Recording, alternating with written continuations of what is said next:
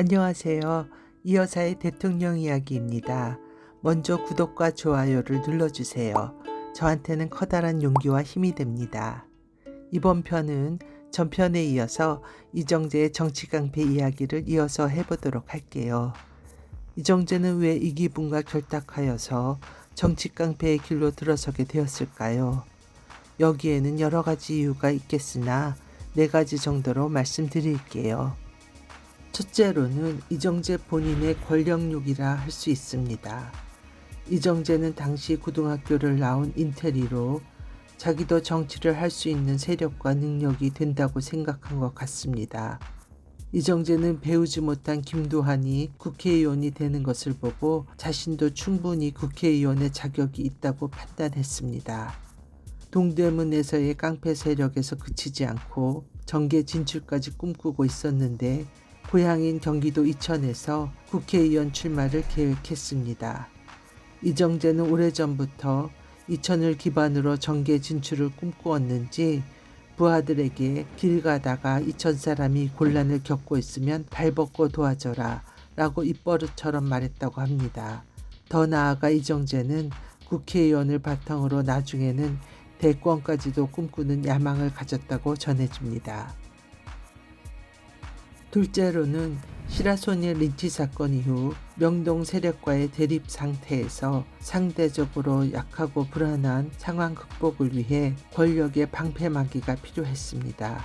명동 세력은 이화룡과 정팔이라는 강력한 정통성을 갖춘 주먹 세력이 존재해왔고 해방 이후 서북 청년단에 참여하면서 반공 전선을 겪으면서 실력면에서 우위를 점하고 있었습니다. 반면 동대문 세력은 결성한 지 그리 오래되지 않은 조직으로 명동보다는 사실상 세력면에서 열세에 있었습니다. 따라서 시라소니 린치 사건 이후 명동과의 대립에서 자신의 세력을 보호해줄 방패막이가 필요하게 되었던 것입니다. 셋째로는 이정재는 조직 내에서의 배신자로 인해 자신의 입지가 점점 약해지고 조직 전체가 어려움에 빠지자 이기붕과의 유착이 점점 심해졌습니다. 이정재는 조직을 운영하면서 수입을 독점한다는 비난을 받게 됩니다.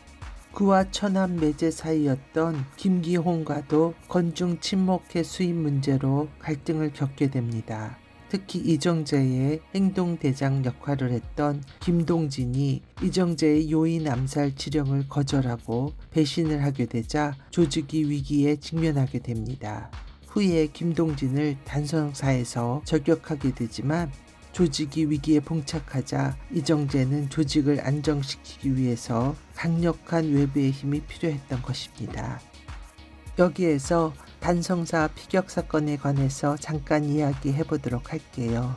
단성사 피격 사건은 1951년 1월 이정재의 지시로 김동진을 대낮에 단성사 극장 앞에서 총으로 피격하는 사건이었습니다.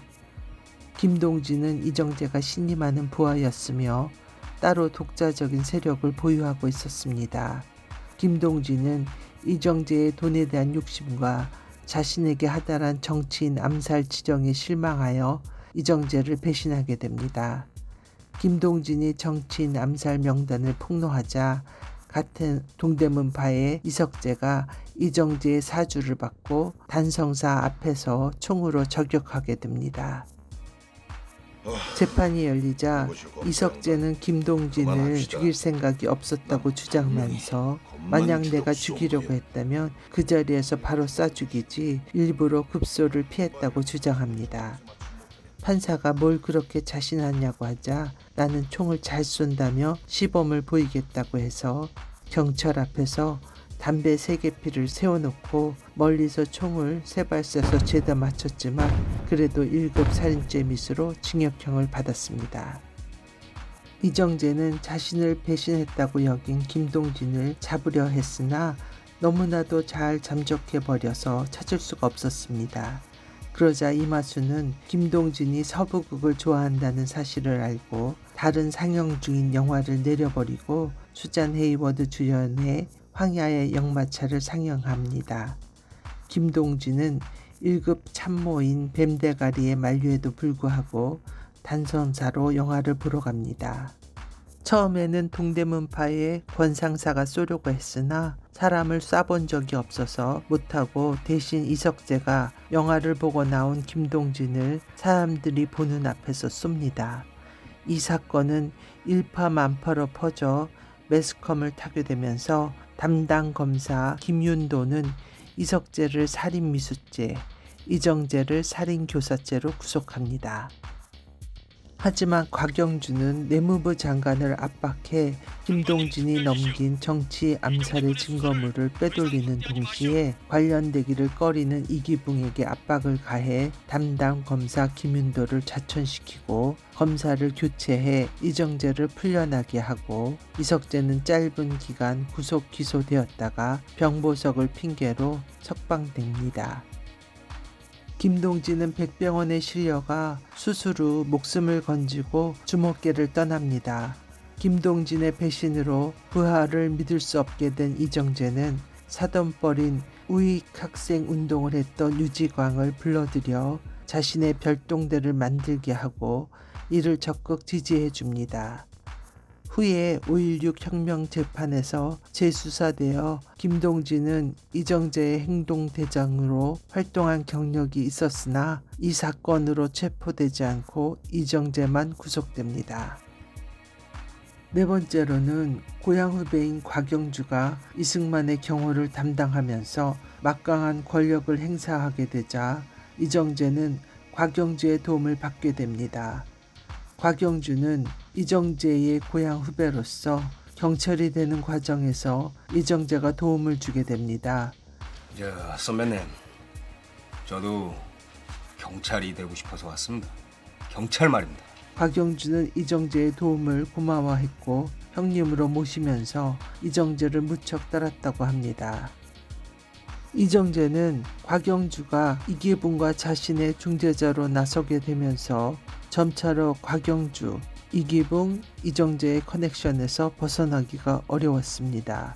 막강한 권력을 가진 곽영주 입장에서는 이기붕을 도와주는 것이 이승만을 위한 일이라고 생각하여 이정재에게 더욱더 이기붕과의 관계를 강화하라고 요구하게 됩니다.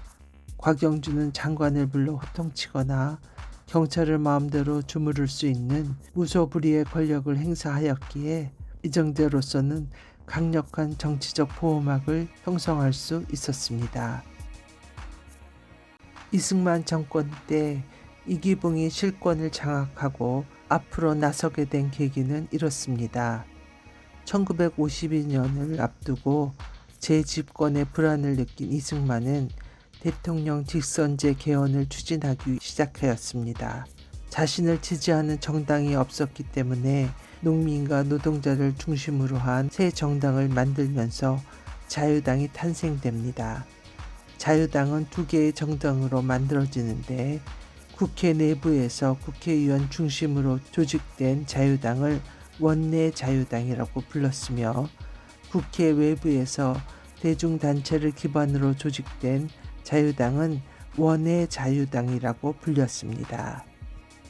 그러나 원내 자유당은 내각 책임제 개헌안을 추진해 이승만 정권의 반대 세력이 되었습니다. 원내 자유당은 이승만을 당수로 이범석을 부당수로 선출했으며 국민회, 대한노동총연맹, 대한농민총연맹과 같은 대중단체 간부들이 원내 자유당 간부진을 구성했습니다. 1952년 3월에 원내 자유당은 본격적인 체제 정비에 들어갔는데 이때 당내 최대 세력을 형성한 것이 청산리 전투에서 김자진과 함께 활약한 광복군 출신인 이범석을 중심으로 한 족청계였습니다.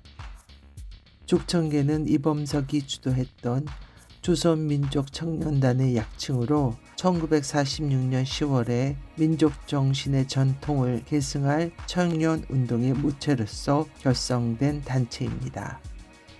미군정의 지원을 받아 해방된 조국에서 청년들이 조직화되고 훈련받는 것이 중요하다고 판단되어 수원에 훈련소를 두고 훈련받았고 이 중 상당수가 국군이 되었습니다. 나라를 구하고 민족을 구해야 한다고 하여 강도 높은 훈련을 받았습니다. 처음에는 300명에 불과했으나 나중에는 120만 명으로 늘어났습니다. 국수적이고 심하게 전체주의적 단체이었다는 비난도 받았지요. 1947년 한국 광복군 총사령관이었던 지청천이 귀국해 대동 청년단을 결성해서 족청을 합류시키려고 했으나 이범석의 거부로 두 단체는 경쟁 관계가 되었습니다.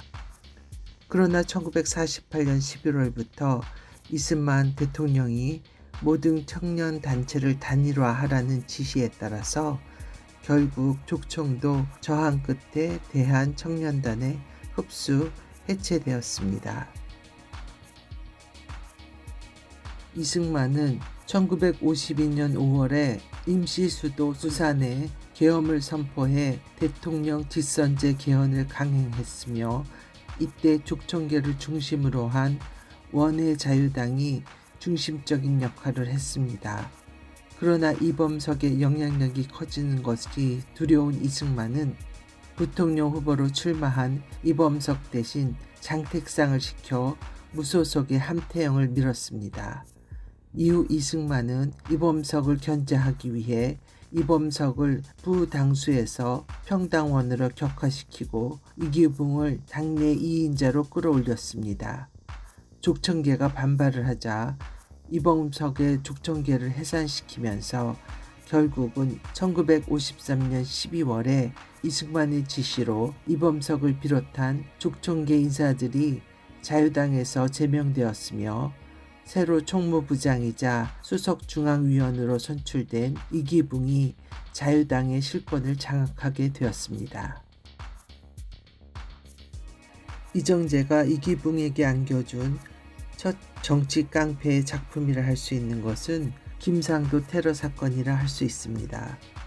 김상도 테러 사건은 자유당 대표를 뽑는 전당대회에서 이기붕과 이갑성이 출마하게 되는데 전당대회 당일 대회에 나오는 이갑성 지지당원이 많이 보이지 않자 이를 이상하게 생각한 이갑성을 경호하는 씨름꾼 출신의 김상도가 밖에 나오자 동대문파 정치 깡패들이 김상도에게 일격을 가해 기절시킨 사건입니다.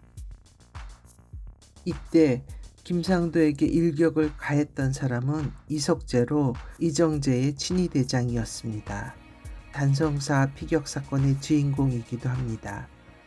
결국 이정재의 개입으로 전당대회에서 이기붕은 이갑성을 누르고 당대표로 선출되고 자유당의 주류 세력을 형성하게 됩니다.